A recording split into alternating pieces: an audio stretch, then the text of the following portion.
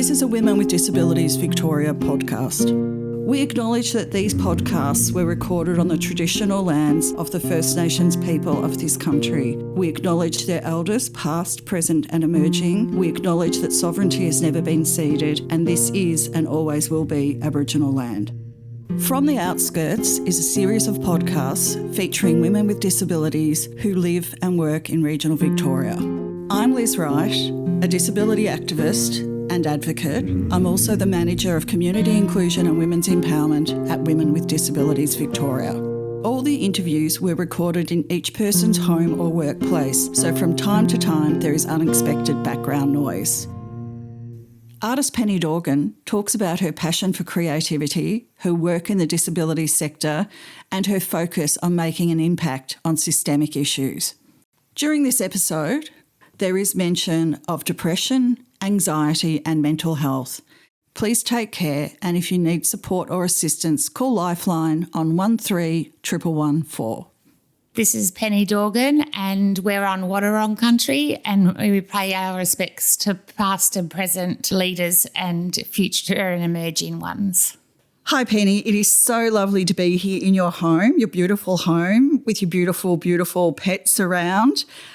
We were welcomed so joyfully by Red. That was lovely. Wanting to talk to you today about your life because you're a very interesting woman to us, and I'm sure you're going to be a very interesting woman to our audience.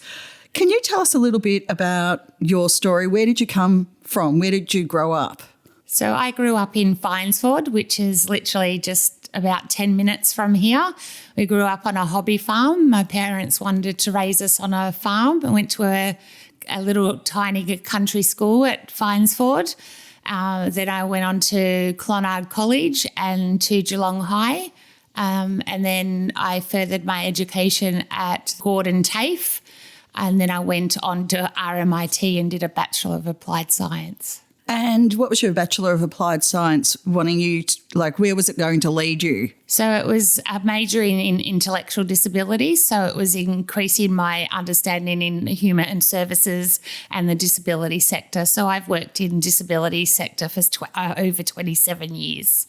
Was the course everything you wanted it to be? Absolutely. Oh, that's a very good recommendation then. So if you've worked in disability for over 20 years, obviously mainly with intellectual disability? No, a whole range of disability. My favourite and most endearing times were with high needs people, so people with cerebral palsy or motor neuron disease, or children with chronic complex and medical needs. So a lot of my training was done through the Royal Children's Hospital, so I could do both oxygen, peg feeding and other sorts of support needs that they may have had.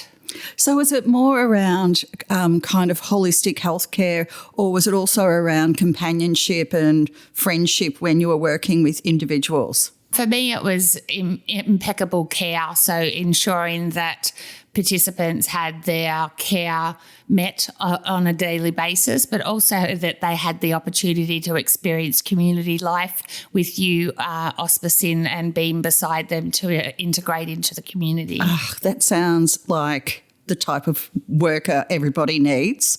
That sounds like a kind of dream career if that's what you'd always wanted to do. Absolutely. There was stepping stones. So I started working at the City of Greater Geelong as a high needs carer. Then I moved into Gateway Support Services and did holiday programs for students that were aged 6 through to 18. And then I was part of the Interchange Host Program, which is one of 16 programs over the state where we're matching a child with a disability with a volunteer for 1 weekend a month. Does that program still occur? Yes, it is. It's sitting under Gateway Support Services for the Geelong region. Oh, wow. Did you ever suspect that all of this training and that your desire to work in disability would ever be something that would culminate? It didn't culminate, it didn't cause or make anything happen, but you ended up with a disability. Yeah, no, I didn't feel that would be the case. I knew I was unwell as a child growing up. There were always unanswered questions about my health and chronic illness. But as life went on, complexities happened, and unfortunately I was diagnosed with catastrophic antiphospholipid syndrome, which in layman's terms basically means sticky blood syndrome. So my blood is too thick and sticky to transport oxygen to the organ, so I need to top up on oxygen, and I'm a stroke candidate. So basically I have mini strokes often. But I've had 2 major strokes in my time as well. When you say mini strokes often, like what does that look like? How does that appear for you? In layman's terms, I don't know how that works. Days you have more fuzzy capabilities of undertaking daily tasks or getting strategic about being able to work through your day in a chronological order, or it might be my speech is impaired by the afternoon where I'm tired and fatigued and there's a bit more activity going on. Or there might be days where I'm more jittery or jolty and there's some neurological defects going on. Do you have a healthcare team around you, like generally most of the time? I have a very complex healthcare team around me, and it's taken me all of my 48 years to get the right people in the right team. And at the moment, I would say I'm probably the best I've been in the last 15 years. Wow. And is that because you've been your own best self-advocate? Absolutely. And do you think that's because of your scientific background? It's because I've pushed for the right medical team to be on board, because I've never given up and my glass is always half full. Yeah. And I'm always optimistic. It doesn't matter what disability you have, there's always barriers, but those barriers can be lifted if you think about the problem and solve it in a different way. I think systemically we can work together and create a universal community for all of us. So it is a seamless stepping stone into the community, and that you don't have to take your ramp everywhere to get into one step to get into a shop, that everything's seamless and accessible, because people in industry like local community and state and federal are all on the same page. Well, they need to be on the same page. We need that to be a priority, that we don't have public buildings and spaces and places where some people can go and some people can't. Exactly. So after you finished studying and started your work in disability, you've been passionate about a few things. What are you passionate about? My main focus in life is wanted to make a difference. So when I was a disability carer, I also was an interchange host, even though I was working for interchange as well. And I just wanted to make a difference. I just wanted to be able to make changes individually in my own backyard, but also reach out in committees and other changing places to be able to systemically build a place that is for all, so people feel welcomed and they don't feel that they have to apologise for their space or place, and that they are all one as one community. I think lately my biggest asset has been being matched with my assistant dog, Red, and he is amazing. He puts washing in and out of the washing machine for me. He brings the trolley with the washing in it to the air dryer and allows me to hang it up one by one. So he passes that washing to me one by one to my hand. So I just have to finish off the task. And that's all energy conservation for me, because I run out of energy by the end of the day. I fatigue out. Yeah. And he opens and shuts doors and gates. He picks things up off the ground for me. So if I say switch when we're out, he puts his paws up and pushes the traffic lights button. Oh, my God. I don't have to do that at all. And that's a good thing for me, because I'm so autoimmune suppressed. Any surface that I touch is a risk of infection. So that takes away the stress of public touching places. That incidental sort of stuff that lots of people have had their hands on. Absolutely. What about shopping when you go shopping? So Red helps me with the 2 bottom shelves at the supermarket. supermarket. Yeah. So anything on there, I get a grab stick and pull it onto the floor of the supermarket, and he picks it up and puts it into my lap so I can put it in my trolley. Also, through COVID and through some negative experience I've incurred, I had some mental health concerns. Sure. And I've had to battle through being in hospital with mental health on a number of occasions where I had to learn to live back in the community with some of my struggles, and Red has been the answer to my anxiety and depression, and to be able to access the community. He allows me to freely access the community without the anxiety that I exhibit. Anxiety was huge for a lot of people during COVID, and they're doing documentation and data collection around that right now.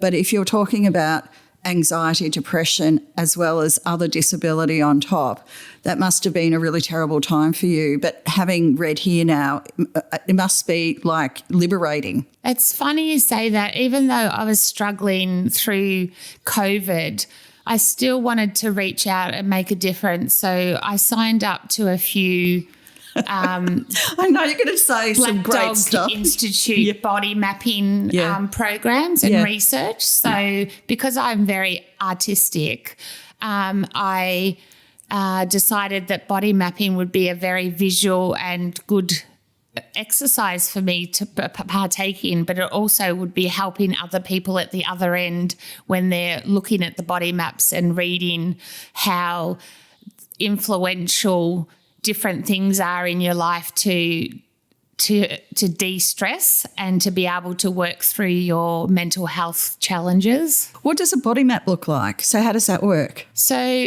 they walk you through, the Black Dog Institute are coaches, and they walk you through different symbols or different things that would be meaningful for you that make a difference. Yeah.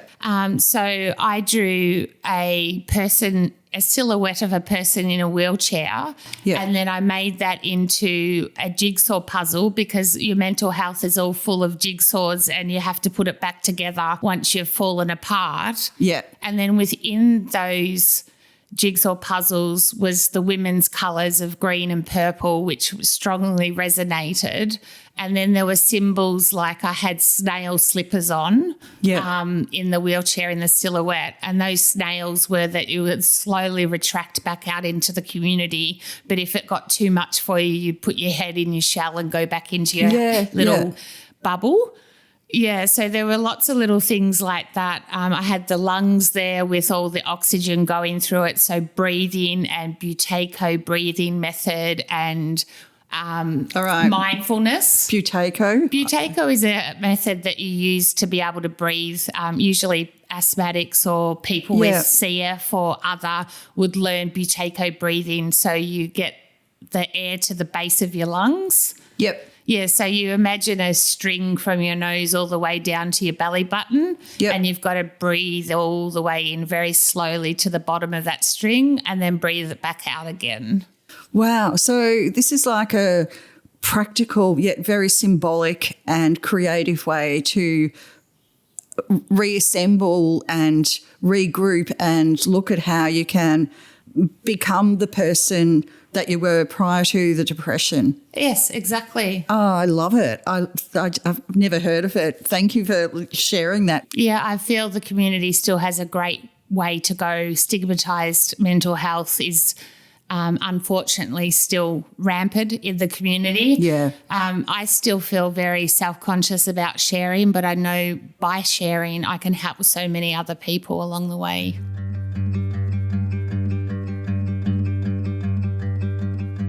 To find out more about Women with Disabilities Victoria, go to wdv.org.au.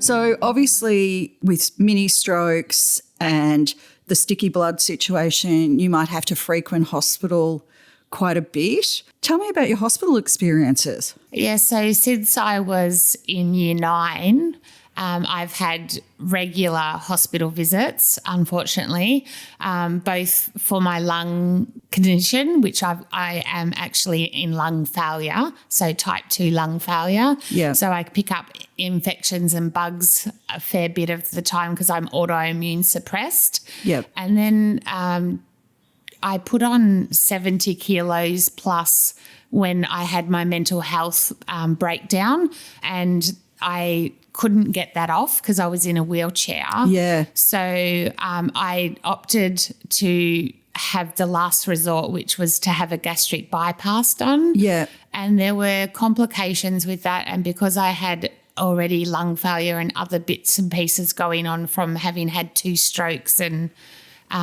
swallowing problems and eating problems. Yeah. I had to have a PEG tube put back in again, but I had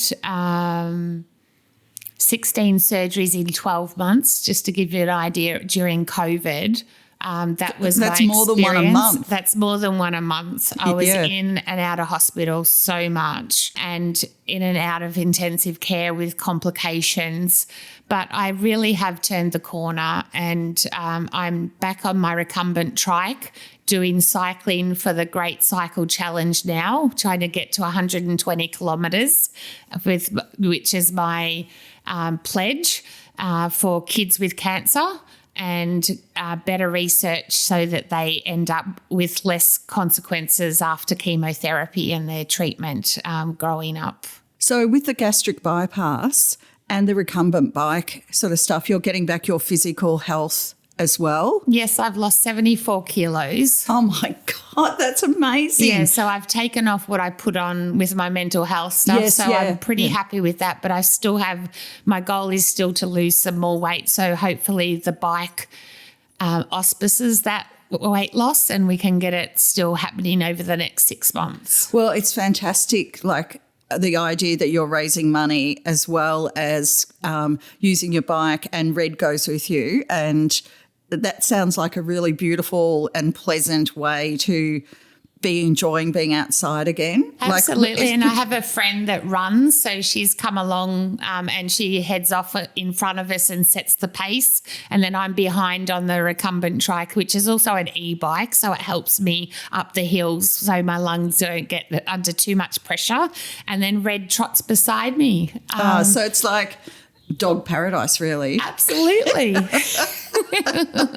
Now, I also know that you're a woman of faith, and I would really like to know if you're happy to talk about that. I'd like to know, have you always been a woman of faith from a family of faith, or just come to it, under your own terms? Yeah, so I grew up in a Catholic family, and Mum was very devoted to her Catholicism.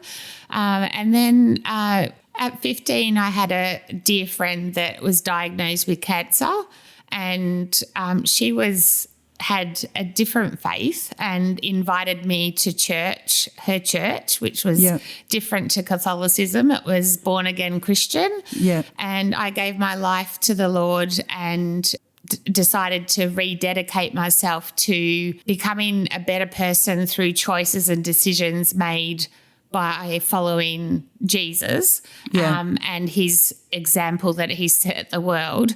And I just find my deep faith has carried me through some of the darkest times, both emotionally. I had a husband for 17 years and he left me as he didn't want to do disability anymore, and that really sent me into a mental health breakdown. And in my darkest times, even with my medical health, I've been through the death tunnel, what I call, where you see the light going to heaven, and I've been told that I wasn't going to survive so many different episodes, but for some reason I've been pulled back and I'm still here today.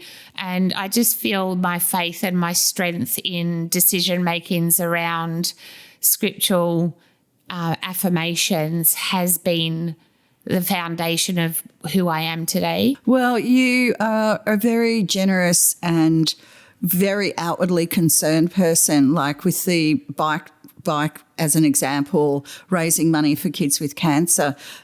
Sometimes people, when they're unwell or disabled, it's so much that the focus can only be inward rather than outward. And I think that's a testament, obviously, to your outward thinking and your care and your concern for everybody else. I think that goes through stages, to be honest. I went through a stage after I had my stroke, and then 2 years later I was hit by a four-wheel drive on the footpath with my wheelchair, and that knocked me back to going back to rehab again. And at that stage I was so self-focused. I was actually being selfish to the people around me, not out of intention or anything, but just out of trying to regroup myself and get myself back on track, both mentally and physically.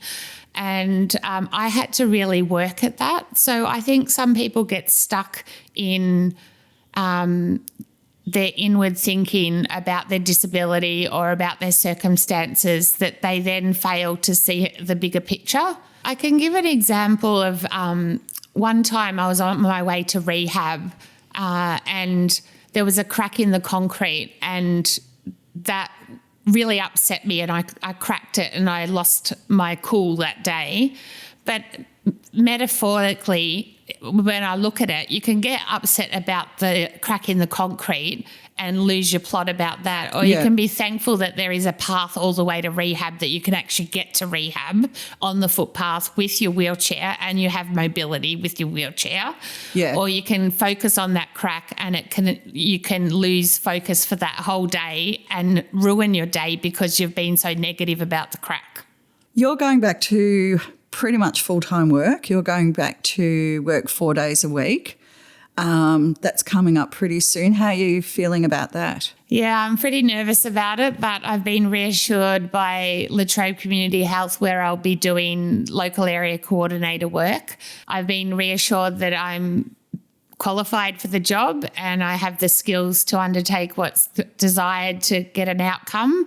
So I will be planning with low to medium plans. So they won't be complex plans, but they will be plans that are going through the partnership of Latrobe Community Health. So yes, it's 4 days a week, which will be a big shock to the system. And I'm still expecting myself to run my art business on the side. So every second Friday I'll run individual classes, and every second Sunday I'll run a group class for resin pouring. So talk about your resin work and your creative side here, because it's pretty stunning. Yeah, so during COVID, I decided to cease teaching at the Gordon, which I was teaching certificate for in disability, and it all went online, and I really didn't agree with online teaching because I liked the personable approach of having someone in the classroom and to be able to orchestrate with the students on a personal level. However, so I set up this business and I went through the NEIS program and set up small business and got myself qualified in a Cert 4 for small business. And I started resin pouring, and I was inspired when I was in hospital so much. I was like, what am I going to do? I'm just stuck in here. So I Googled a lady by the name of Kathleen Steiner Rice, and she is a resin pourer in America, and she does all her videos and YouTubes for free so people can learn off her. And so I just Googled and Googled and Googled all of these techniques that she was using, and I thought, I'm going to go home and try that. So that was my next goal, was how am I going to get home so I can try it. So I kept saying, I'm going to go home and try this. So I started ordering stuff, and things started arriving at the door with my housemates of all the artwork and stock that I needed to be able to pour when I got home. So I came home, set up the garage. My cousin helped me set up a spinning pool, which is just a shell clam from the kids from Bunnings with a spinner cake stand on it, and it helps spin the breadboards and get the the cell activation happening with the chemicals that you need to get the artwork out. And I was able to do it quite easily. So I thought, okay, I'm going to set up my business. And then I thought, okay, I'll join NICE and do the program. So that took almost 2 years to complete that. And yeah, now I'm going to go back to work to try and fund some more. I set up my website. My nickname is Pen Star. I was nicknamed by a young lass who was a sister of a little fellow I was looking after with cerebral palsy, and she came out one day and said, Pen Star. So that stuck, and I've been called that ever since. So my business is called Pen Star Art Productions with an S, and I do cheese boards, serving platters. I also do Lazy Susans and coasters. Pen, you never seem like your idol. With all your health complications, depression, visits to hospital, teaching, learning, self-learning, the NICE scheme, all that sort of stuff, what drives your mind to keep yourself so highly stimulated and creative and caring and outward focused? I accredit a lot of my personality to my nana. She was my love and very committed to me as a child, and we had a very close bond. And she was as stubborn as they come, and I've got that stubborn streak in me. So never give up, never ever give up. But I also have wipeout days where I am just on the couch or in bed and I just cannot function for the day. But that's okay, as long as the next day you get up and you put your pieces back together and you keep going. So always having a diary, planning ahead, trying to work out your next best day, because you don't know what tomorrow is going to bring. So I always say, if you're going to do it today, because you might have regrets tomorrow. Oh, what a lovely way to finish our conversation today. Penny, this has been a giant pleasure for me to hear your story, as amazing as it is, has been just a lovely privilege and honour. So thank you. Thanks for the opportunity, Liz.